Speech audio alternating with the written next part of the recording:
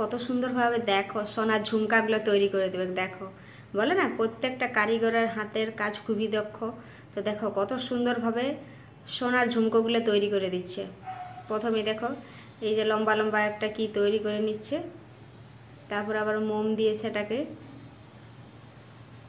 বাহ, মানে আমরা যে এই সোনার জিনিসগুলো পরি, আর আমরা এই জিনিসটা কখনো ভাবি নাই যে এই একটা জিনিস তৈরি করার পিছনে কতটা মেহনত থাকতে পারে। দেখো কত সুন্দরভাবে তৈরি করে দিচ্ছে, মারাত্মক সুন্দর কিন্তু।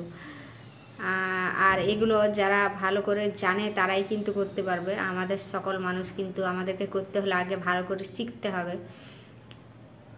কত সুন্দর ছোট্ট ছোট্ট জিনিসকে একটা জায়গায় জুড়ে পড়ে একটা সুন্দর ঝুমকো তৈরি হয়।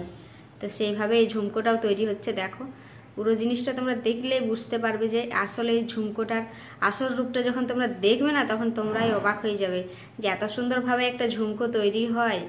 না আমি তো এমনিতে নিজের চোখে দেখিনি কোনো দিন, মোবাইলেই দেখা, বাট দেখে পরে আমার ভীষণ ভালো লেগেছে। তোমরাও দেখো, তোমরা কিন্তু অবশ্যই দেখে পরে মানে কিছুটা হলেও শিখতে পারবে বা জানতে পারবে যে একটা ঝুমকো তৈরি করার পিছনে কতটা পরিশ্রম লাগে।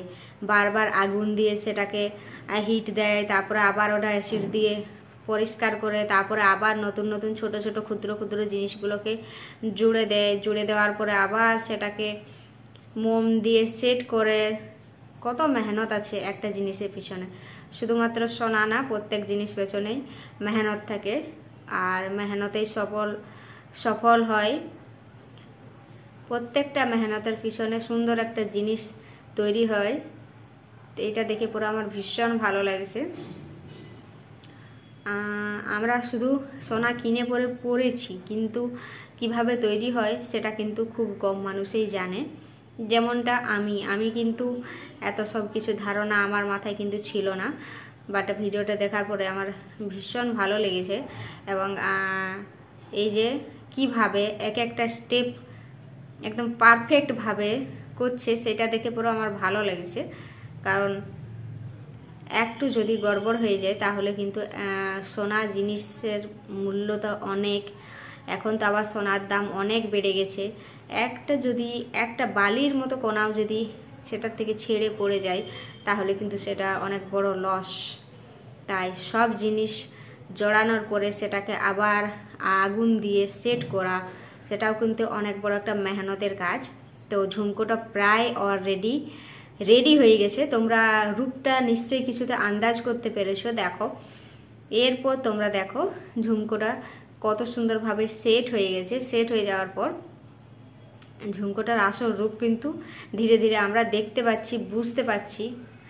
দেখো পুরো ঝুমকোটা তোমরা নিজের চোখে দেখো, এত সুন্দর।